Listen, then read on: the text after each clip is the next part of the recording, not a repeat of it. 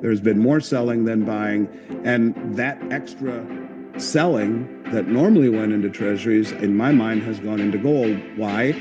Not only has it doubled the performance of the treasury over the last, at least since the beginning of the century, but it has no counterparty risk. And we've talked a lot about that, the weaponization of the treasury market. You and I have discussed that at length.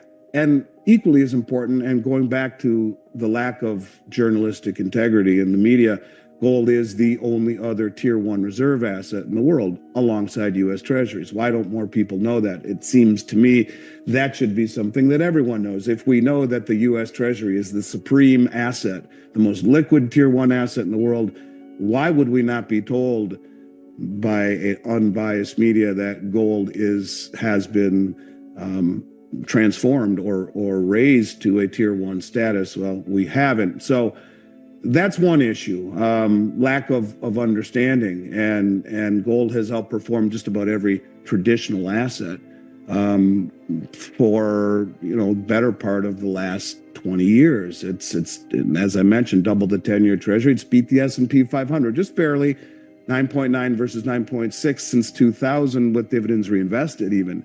So it's a strange time, to say the least. And I think when you see that the United States, as we talked about last show, has become a net importer of gold since November, it becomes even more interesting, with the largest deposits we've ever seen into the COMEX market ever. This should be front and center. In the February contract, 5.9 million ounces of silver or gold were delivered. That's the largest delivery ever for a single month, ever. JP Morgan, who only buys for their clients, according to Blythe Masters, who used to run their metals desk, delivered $4 billion in gold into the COMEX in February. Why isn't there more talk about that? Who's got $4 billion as a client to have shipped into the COMEX? These are very interesting times, to say the least. Gold has surged by $500 an ounce in 213 days, from $2,500 to $3,000. That's the fastest $500 price jump in history. No talk about it, no fanfare. In my mind, the smart money has already shifted to precious metals and in front of potential market trouble. At the same time, you have the hedge funds with their lowest exposure to the Mag 7 in over 24 months. You have a 7-to-1 insider selling to buying. At the same time, you have institutional investors who have increased their gold positions by 45% since 2021. And as I mentioned, the metal has outperformed the S&P 500 again over the last 24 months. You can go back even further and find that to be the case as well. The big money is quietly positioning, and all we hear about is the Mag 7 and Bitcoin.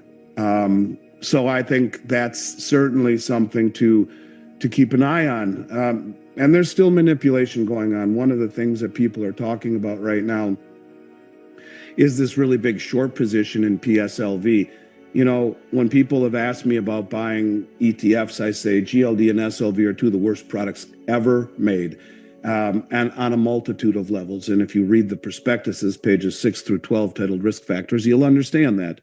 The custodian has done a tremendous job at distancing themselves from any fraud or liability. And guess who that custodian is? Well, in both cases, the primary custodian is JP Morgan for both SLV and GLD. And by the way, that's the company who paid a $920 million fine to the Justice Department for manipulating the metals market a couple years ago, the largest fine they ever handed out. Yet, here we are, they're controlling the largest silver trust in the world and one of the largest stockpiles of gold in the world, alongside BlackRock.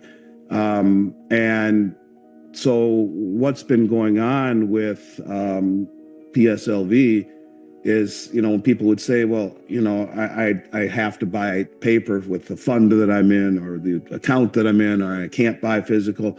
Well, I would say buy PSLV. Eric Sprott's an amazing guy. I've known him a long time, although he's pretty much out of the loop now. I would always say that in a world of paper, PSLV and PHYS is the best choice. But you look at what's going on there and you got to wonder, is that even good advice anymore?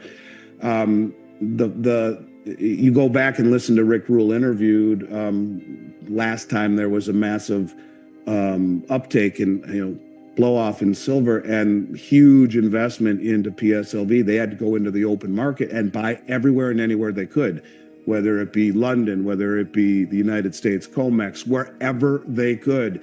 And they had a hard time filling it. So when there's greater demand purchasing of PSLV, which is the Silver Trust, they need to then go into the open market and buy silver. So conversely, if there was massive shorting of PSLV that overwhelmed the number of purchases, they don't need to go into the open market and buy copious amounts of silver. And we keep hearing about all of the silver shortage everywhere at the highest level in COMEX and LBMA. And the LBMA, there is a massive silver shortage, huge silver shortage in the respect that they've delivered 44% of the float, the amount of available silver in the last 3 months, and now have gone from a T+1 settlement in London, meaning you do your trade on Monday, that's T+1 Tuesday. Silver should be moving on Wednesday, and they're now saying 8-week delivery delay due to constraints with lack of trucks and personnel. I mean, it sounds more like a default to me. They're freaking out. And you're seeing huge deliveries coming off of LBMA and COMEX and the Shanghai Exchange. Big money is standing for delivery, and silver is becoming hard to get. And when you have huge naked short positions, where on the LBMA market, they're trading 3.5 times annual global mine supply every single day, according to some of the LBMA market analysts, even though they only post that they're doing 290 million ounces a day off of 270 million ounce float. It's already more than the float, but at the same time, they say those are only the final settlement numbers, and they're actually trading 10 times more than that throughout the day. You have a situation where if just a very small percentage of the people who own these contracts stand for delivery, there is a very, very, very, very big problem. The same thing is true with the gold held at the LBMA. They have a situation where they have 36 million ounces of gold standing behind 380 million ounces in spot contracts that could stand for delivery. 1/10 the amount of gold behind it. Same thing with silver. So the participants, they don't want people going in. The people who are short, the banks who are massively short, they don't want to see the price rise. It's an existential threat to these naked short positions. So if there is this huge demand for PSLV, you keep hearing silver squeeze 2.0 and talk of let's squeeze the banks, and then the PSLV or Sprott has to go into the market to buy more silver. Well, in 1 minute yesterday, 1 minute, 1,314,107 shares were dumped onto the market in PSLV in 1 minute. That's more than you would see in weeks sometimes. And that's shares that were being sold short to drive down the price. Not only the price, really more so to drive down the ability or the demand or the need for the custodian to go in and buy more silver. So it had to overwhelm the amount of interest, new interest into it, so that they don't have to go into the open market because there's more short than there is long here, imbalancing it. This is a big deal. I mean, the lengths